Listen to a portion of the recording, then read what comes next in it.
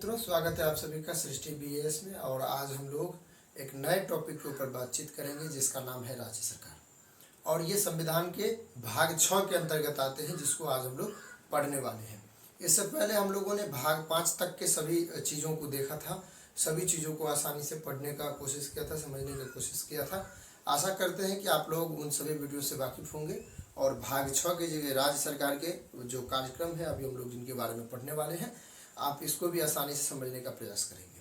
अगर आपके अंदर कोई डाउट वगैरह और कोई अन्य चीज़ें हों तो आप हमें ज़रूर बताइएगा। और हम पहले एक बार देख लेते हैं कि हमने कितना तक पढ़ा है और किन किन चीज़ों को पढ़ा है, ताकि अगर आप रिवाइज भी ना किए हैं तो आपको पता चल सके कि हम किन चीज़ों का अभी वर्तमान में अध्ययन करें या ना करें। हमारे संविधान में 465 अनुच्छेद, 12 अनुसूचियाँ और 25 भाग हैं, जिसको हम लोगों ने पढ़ा था कि कौन से अनुसूची में क्या है और कितने हम लोगों को पढ़ना है। इनके बारे में हम लोग शुरुआत से ही समझते आ रहे हैं। वर्तमान में जो हम लोगों ने कवर किया है वो भाग 1, भाग 2, भाग 3, भाग 4, भाग 4 के क और भाग 5। ये जो लास्टली है 152 से लेकर 151 तक ये आर्टिकल्स हैं। तो जिसको हम लोगों ने जो महत्वपूर्ण था उन सभी को हम लोगों ने समझने का प्रयास किया है और उनके ऊपर प्रमुख बिंदु के रूप में याद रखने का भी कोशिश किया है। आशा करते हैं आप लोग इन सभी से वाकिफ होंगे। भाग 1 में हम लोगों ने पढ़ा था राज्य के बारे में और केंद्र शासित प्रदेश के बारे में, कि उनके क्षेत्र कौन कौन से हैं, राज्यों में परिवर्तन कर सकते हैं, नए राज्य को शामिल कर सकते हैं। तो ये सब था भाग 1 में। भाग 2 नागरिकता से जुड़ा हुआ था। भाग 3 मौलिक अधिकार से जुड़ा हुआ था। भाग 4 राज्य के नीति निर्देशक तत्व और भाग 4 के क में मूल कर्तव्य को जोड़ा गया था। भाग 5 में केंद्र सरकार था और भाग 6 में राज्य सरकार है। भाग 7 को निरस्त कर दिया गया है। तो इस तरीके से हम लोग सभी चीज़ों के ऊपर बातचीत करते जा रहे हैं। आशा करते हैं कि आपको सभी चीज़ें समझ में आ रही हैं। तो हम लोगों ने मोटे तौर पर इनको समझ लिए कि हम लोगों ने कहाँ पर क्या पढ़ा था। आज जो हम शुरुआत करेंगे राज्य सरकार में, जिस प्रकार केंद्र सरकार में हम लोगों ने सबसे पहले पढ़ा था राष्ट्रपति के बारे में, उसी प्रकार राज्य सरकार में सबसे पहले हम लोग पढ़ेंगे राज्यपाल के बारे में। ठीक है, तो सबसे पहले ये समझते हैं कि राज्यपाल की चर्चा कहाँ से कहाँ तक मिलती है। तो राज्य सरकार की जो चर्चा मिलती है अपने संविधान में 152 से लेकर 237 तक राज्य सरकार के बारे में चर्चा मिलता है। और इन सभी के बारे में बताया गया कि राज्य सरकार कैसे क्या करेगी, उनके कार्यपालिका, व्यवस्थापिका या विधायिका किन प्रकार से काम करेगी। तो इन तरीके को इसमें बताया गया है। बेसिकली आज हम लोग जिनके ऊपर बातचीत करेंगे उसका नाम है राज्यपाल। हम लोगों ने केंद्र सरकार को जब पढ़ रहे थे, यानी केंद्र स्तर पे जो भी चीज़ें पढ़ रहे थे राष्ट्रपति के बारे में, तो वहाँ पर हमने बताया था कि इन दोनों का शक्ति लगभग बराबर ही है। अगर आप केंद्र सरकार को अच्छे तरीके से समझते हैं तो राज्य सरकार को समझने में आपको बहुत आसानी होगी, क्योंकि ये दोनों आपस में रिलेटेड ही हैं। क्योंकि यहाँ पर अगर आप देखेंगे तो राज्यपाल जो है वो नाम मात्र होते हैं, औपचारिक प्रधान होते हैं कार्यपालिका के राज्य स्तर पर, जबकि राष्ट्रपति केंद्र स्तर पर नाम मात्र या औपचारिक प्रधान होते हैं राज्य कार्यपालिका के। तो ये सभी चीज़ें हैं। कुछ कुछ चीज़ें उनके कम पावर में है, राज्य सरकार के जो अधिक पावर में है वो राष्ट्रपति है कुछ कुछ चीज़ों के मामले में। सबसे पहले राज्यपाल का जो स्थान लिया गया है अपने संविधान में, वो 1935 का जो अधिनियम था, एक्ट भारत शासन अधिनियम 1935, तो उनसे लिया गया है राज्यपाल का पद। ठीक है, तो आपसे सबसे पहले ये पूछा जाएगा कि पद कहाँ से लिया गया है। तो आप याद रखिए 1935 के एक्ट से लिया गया है, भारत शासन अधिनियम। ठीक है, इंडियन काउंसिलिंग एक्ट से लिया गया है। इसके बाद हम लोग समझते हैं राज्यपाल के बारे में। सबसे पहले राज्य स्तर पर क्या होते हैं, विधानमंडल होते हैं। आप लोग जानते हैं विधानमंडल के 3 स्तर होते हैं। सबसे पहला होता है राज्यपाल, और दूसरा होता है विधानसभा, और तीसरा होता है विधान परिषद। हम लोग जानते हैं राज्यपाल क्या है, अभिन्न अंग है। जिस प्रकार संसद में राष्ट्रपति क्या है, अभिन्न अंग है, उसी प्रकार राज्यपाल क्या है, विधानमंडल का एक अभिन्न अंग है। इसकी उम्र सीमा कितनी है, 35। विधानसभा की उम्र सीमा कितनी है, मतलब कितने उम्र में आप एंट्री कर सकते हैं, बन सकते हैं, ये बता रहे हैं कि यहाँ पर 25। विधान परिषद के लिए 30। जिस प्रकार वहाँ पर था लोकसभा के लिए 25, राज्यसभा के लिए 30 और राष्ट्रपति के लिए 35। तो वही चीज़ें यहाँ पर भी है, कई बार पहले भी हम लोग इनको डिस्कस कर चुके हैं। अब जो हम लोग जिन चीज़ों के ऊपर बातचीत करेंगे उसका नाम है राज्यपाल, और राज्यपाल के अंतर्गत कौन कौन से आर्टिकल आते हैं उनको देखेंगे। फिर हम लोग समझेंगे कि साधारण विधेयक और धन विधेयक पर इनके ऊपर क्या प्रभाव पड़ता है। तो राज्यपाल से जुड़े हुए जो अनुच्छेद हैं यानी आर्टिकल, उसको अब हम लोग समझने का कोशिश करते हैं। इसमें जो शामिल किया गया है आर्टिकल राज्यपाल से जुड़े हुए वो 153, 154, 155, 156, 157, 159 और 164 और 165, इतने आर्टिकल को हम लोगों को पढ़ना है जो राज्यपाल से जुड़े हुए हैं। सभी को हम लोग समझने का कोशिश करेंगे। आपको याद करने की बिल्कुल ज़रूरत नहीं है। आप ट्रिक व्रिक के चक्कर में नहीं पड़िएगा। लोग ट्रिक के चक्कर में गहराई को नहीं समझ पाते हैं। अगर गहराई को आप नहीं समझिएगा तो दिक्कत आप ही का है। आप गहराई से किसी के सामने बात भी नहीं कर सकते हैं। ठीक है, चलिए आर्टिकल 153 को हम लोग समझते हैं। सभी को अलग अलग हम समझने का प्रयास करेंगे ताकि आपको सभी बातें समझ में आ जाए। आर्टिकल 153 कहता है कि कोई एक व्यक्ति 2 या 2 से अधिक राज्यों के राज्यपाल हो सकता है।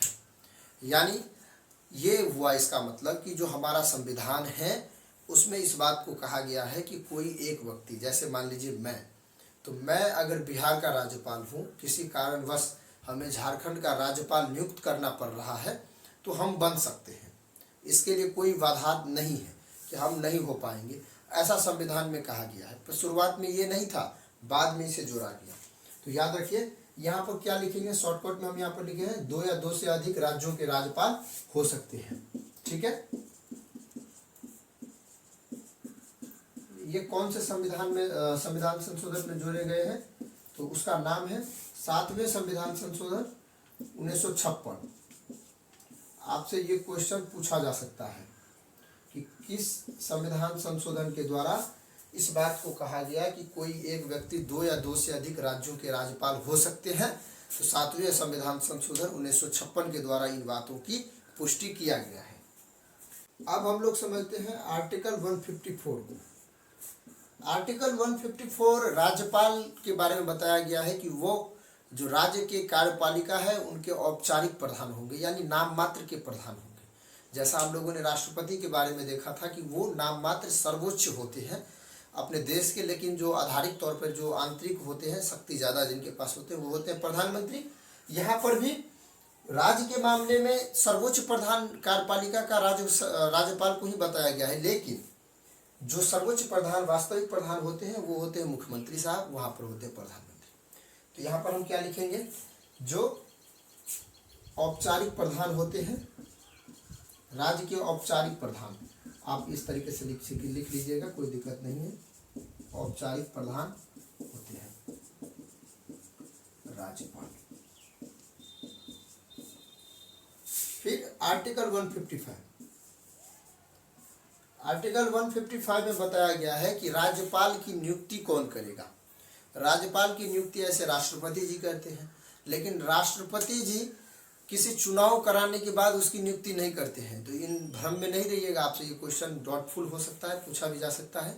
राज्यपाल की जो नियुक्ति होता है वो मुख्य रूप से केंद्रीय मंत्रिमंडल के सलाह के बाद राज्यपाल की नियुक्ति होता है, ना कि प्रत्यक्ष या अप्रत्यक्ष चुनाव प्रणाली कराने के बाद या चुनाव होने के बाद इनका नियुक्ति होता है। हम लोगों ने जाना था कि राष्ट्रपति का जो चुनाव है वो किस प्रकार एकल संक्रमणीय मत प्रणाली और अनुपातिक प्रतिनिधित्व विधि द्वारा कराई जाती थी, लेकिन इनका कोई ऐसा नहीं है। केंद्रीय मंत्रिमंडल जिसको चाहेगी उसको नियुक्त करवा सकते हैं राष्ट्रपति के द्वारा।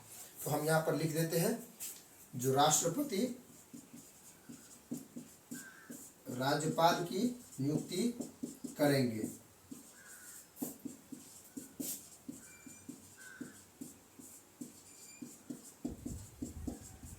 ठीक है, आर्टिकल 153 में क्या था, 2 या 2 से अधिक राज्यों के राज्यपाल हो सकते हैं। 154 में क्या था, औपचारिक प्रधान होते हैं राज्य के, राष्ट्रपति, या राज्य के प्रथम व्यक्ति कौन होते हैं, तो वो होते हैं राज्यपाल होते हैं। 7वें संविधान संशोधन 1956 में ये बात को ऐड किया गया, इसे याद रखिएगा, ये पूछा भी गया है 1-2 बार। 155 में क्या कहा गया है, राष्ट्रपति राज्यपाल की नियुक्ति करेंगे, किनके सलाह पर नियुक्ति करेंगे? तो केंद्रीय मंत्रिमंडल के सलाह पर नियुक्ति करेंगे, ना कि अन्य व्यक्तियों की सलाह पर। ठीक है, चलिए जो अब आगे के आर्टिकल है उनको भी हम लोग समझने का कोशिश करते हैं थोड़ा जल्दी जल्दी। हम लोगों ने 155 तक के आर्टिकल को देख लिया था, अब 156 को देखते हैं, 156।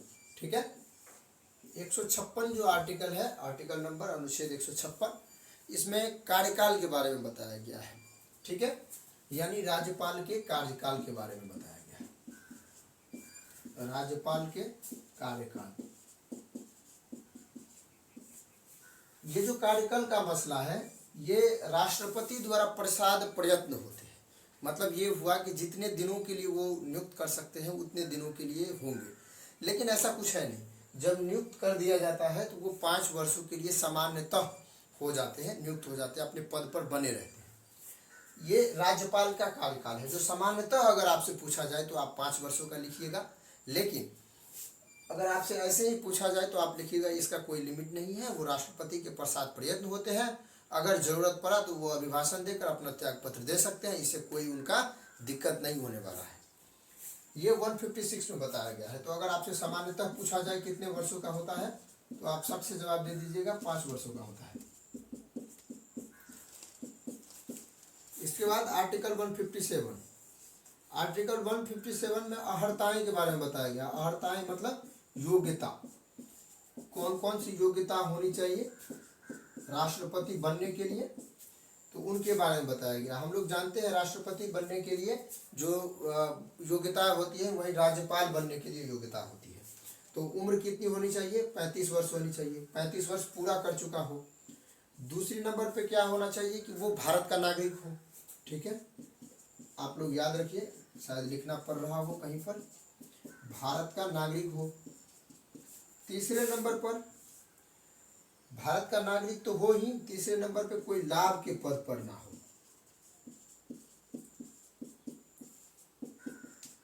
मतलब ये हुआ कि आप कोई लाभ के पद पर या कोई गवर्नमेंट जॉब या संसद में सदस्य हैं, तो अगर इन पद पर हैं, अगर राज्यपाल बनना चाह रहे हैं, अगर राज्यपाल के लिए आपको नियुक्त करने की बात चल रही है तो आपको इन पदों से इस्तीफा देना होगा। ठीक है, आप हो सकते हैं, कोई दिक्कत नहीं है, लेकिन इन पदों को देखना होगा पहले। 157 तक हम लोगों ने देखा। अब हम लोग समझते हैं 159। आर्टिकल 159 शपथ ग्रहण के बारे में बताया है, शपथ ग्रहण के बारे में। शपथ ग्रहण राज्यपाल का कौन करवाता है? ये सबसे अधिक बार पूछा गया प्रश्न है, जो हर एक एग्जाम में कभी कभी पूछ लिए जाते हैं। एसएससी सब में भी ज़्यादातर क्वेश्चंस आते हैं, हमने देखा है क्वेश्चन बैंक में। तो आप इनके अनुकूल याद रखिए कि शपथ ग्रहण कौन करवाते हैं? राज्यपाल को। तो राज्यपाल का जो शपथ ग्रहण होता है वो जो हाई कोर्ट होते हैं, उच्च न्यायालय होते हैं, उसके मुख्य न्यायाधीश के द्वारा इनका शपथ ग्रहण होता है। लेकिन अगर आपसे राष्ट्रपति का पूछा जाए कि उनका शपथ ग्रहण कौन करवाते हैं, तो सुप्रीम कोर्ट के मुख्य न्यायाधीश करवाते हैं। उनके अनुपस्थिति में जो उनके बेंचेज हैं उनके वरिष्ठ न्यायाधीश करवाते हैं। यहाँ पर भी वही है, अगर मुख्य न्यायाधीश अनुपस्थिति है तो उसके वरिष्ठ न्यायाधीश उनकी शपथ ग्रहण करवाएंगे, कोई दिक्कत नहीं। हम लोगों ने 159 तक के आर्टिकल को समझ लिया है। अब 164, 165 को समझ लेंगे। इसके बाद धन विधेयक और साधारण विधेयक पर राज्यपाल की क्या क्या प्रक्रियाएं हैं इनको समझेंगे, फिर खत्म हो जाएगा ये टॉपिक। अब हम लोग समझते हैं आर्टिकल 164। ठीक है, फिर समझेंगे आर्टिकल 165, फिर समझेंगे आर्टिकल 161, इसको भी हम लोग समझ लेते हैं, और 175। इन चारों को हम लोग बारी बारी से समझते हैं। 165 के तहत मुख्यमंत्री की नियुक्ति किया जाता है, मुख्यमंत्री को नियुक्त किया जाता है। जब विधानसभा का चुनाव होता है तो विधानसभा के चुनाव होने के बाद तो ये तो पहले से तय हो जाता है कि मुख्यमंत्री कौन बनेगा, लेकिन जो बहुमत वाले पार्टी होते हैं उसे मुख्यमंत्री के तौर पे नियुक्त करना होता है, तो ये काम राज्यपाल को है। ठीक है, इसके बाद जब मुख्यमंत्री की नियुक्ति कर दिया जाता है तो उनकी सलाह पर मंत्रिपरिषद बनाई जाता है, मंत्रिपरिषद बनाया जाता है। जब मंत्रिपरिषद बनाया जाता है तो उनमें सदस्यों की जो संख्या है, हमने बताया था कि टोटल विधानसभा के 15% आप ले लीजिए, लेकिन एक बार बीपीएससी में पूछा गया है कि कम से कम कितने सदस्यों की नियुक्ति होनी चाहिए मंत्रिपरिषद में, तो वो सदस्यों की संख्या है 12, यानी मंत्री परिषद में जो कम से कम सदस्यों की संख्या होगी वो कितनी होगी, 12 सदस्य होंगे। मुख्यमंत्री के नियुक्ति कौन करेंगे, राज्यपाल, और उनके मंत्री परिषद की नियुक्ति कौन करेंगे, तो राज्यपाल। आर्टिकल 165 में बताया गया है कि राज्य के महाधिवक्ता यानी एडवोकेट जनरल, ठीक है, तो इनका जो नियुक्ति करेंगे वो भी कौन करेंगे, राज्यपाल खुद करेंगे। यानी हम लिख देते हैं राज्य की महाधिवक्ता, राज्य की महाधिवक्ता की नियुक्ति। आशा करते हैं आप लोग सभी चीजें समझ रहे होंगे। इसके बाद 161 के तहत क्षमा दान करने की जो शक्ति है वो दिया गया है राष्ट्र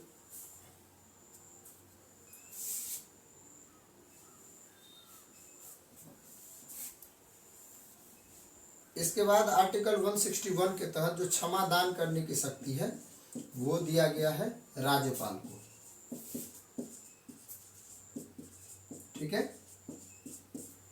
लेकिन यहाँ पर याद रखिए कि वो मृत्यु को क्षमा नहीं कर सकते हैं, इसको हम लोग समझाते हैं ऐसे। लेकिन जो मृत्यु का दंड होता है जो हाई कोर्ट दे देते हैं या सुप्रीम कोर्ट दे देते हैं, अगर उसके राज्य का व्यक्ति है, सिफारिश किया जाता है उनके द्वारा, तो वो मृत्यु दंड को माफ नहीं कर सकते हैं, लेकिन उसको कन्वर्ट कर सकते हैं, आजीवन कारावास या इस तरीके से कन्वर्ट कर सकता है, ठीक है। तो क्षमा दान करने की शक्ति ऐसे तो राष्ट्रपति के बराबर ही है, लेकिन मृत्यु के मामले में नहीं, अन्य चीजों के मामले में लगभग बराबर है। आर्टिकल 175 के तहत 17वां, शायद आप लोगों को हम पढ़ाए थे 17वां क्या होता है, जो विधानसभा के सत्र चलते हैं उसको समाप्ति करना, तो ये हुआ 17वां। इसके बाद 17वां करने के बाद सत्र का प्रारंभ या आरंभ लिखिए आप, कोई दिक्कत है नहीं, इनका आरंभ, फिर सत्रों को बुलाना, अभिभाषण देना, मुख्यमंत्रियों को किसी चीज़ों के बारे में बताना, इसके बाद बहुत सारे कामों को देखना होता है, तो ये सभी राज्यपाल के अंतर्गत आते हैं। लेकिन राज्यपाल के जो उत्तरदायी होते हैं वो राष्ट्रपति के प्रति होते हैं, राज्यपाल उनके प्रति उत्तरदायी रखते हैं, जो विस्तृत फैसला है तो उनके समक्ष करते हैं, उनसे विचार वाणिज्य लेकर करते हैं, तो ये राज्यपाल का काम है। अगर आपसे पूछा जाए कि राज्य के जो मंत्री परिषद है वो सामूहिक रूप से किनके प्रति जिम्मेदार है, तो वो विधानसभा के प्रति जिम्मेदार है। लेकिन ये पूछा जाए व्यक्तिगत रूप से किसके प्रति जिम्मेदार है, तो वो राज्यपाल के प्रति जिम्मेदार है। तो ये क्वेश्चन थे इनके संबंधित जिसको हम लोगों ने देखा है। अब हम लोग जो बातचीत करेंगे वो धन विधेयक और साधारण विधेयक के मामले में कुछ बात को करेंगे। ज़्यादा बड़ी बातें नहीं है, यहाँ पे दो ही चीज़ों को हम लोगों को समझना है, साधारण विधेयक में और धन विधेयक में। कोशिश करते हैं कि आपको मौखिक ही समझा दें।